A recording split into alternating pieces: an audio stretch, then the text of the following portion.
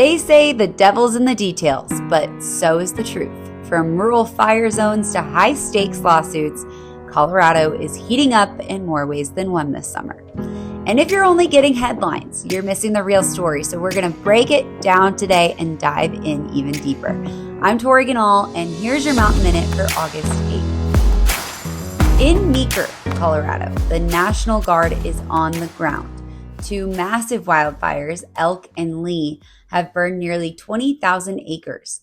Governor Polis has mobilized troops to support exhausted local crews as the flames close in on an oil and gas infrastructure, homes, and ranch land. In Teller County, a family is fighting to keep their greenhouse after being told by the county they can't grow food for personal use. Their legal battle isn't just about zoning, it's about food independence and property rights.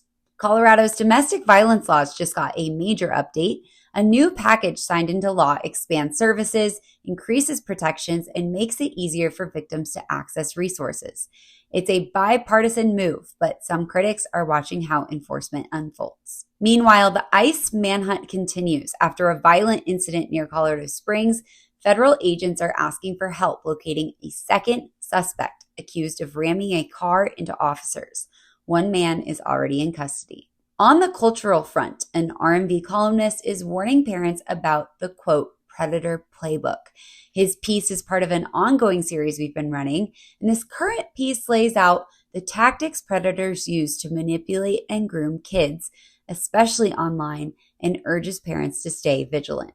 And in commentary, CJ Garbo argues Colorado Democrats are creating crises, then forcing taxpayers to fund the cleanup, while Russ Minary makes the case for hiring by merit, not DEI quotas or seniority, especially in public leadership roles. Now to the national beat.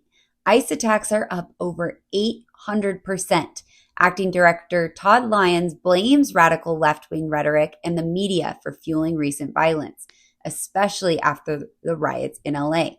His warning, it's the worst wave of anti-law enforcement sentiment he's seen in 25 years. Greg Walcher says it's time to break free from China's monopoly on rare earth minerals. Thanks to a new mine in Wyoming, America's first since the 1950s, we may finally start producing critical minerals here at home, instead of relying on our top geopolitical adversary. And at the White House, Apple CEO Tim Cook announced a new $100 billion investment in American manufacturing.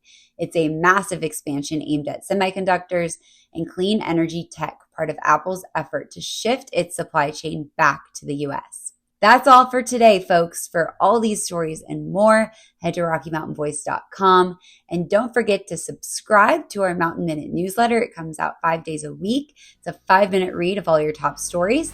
And don't forget to like, comment, and share our videos. And have a beautiful Colorado summer weekend. We'll see you next week.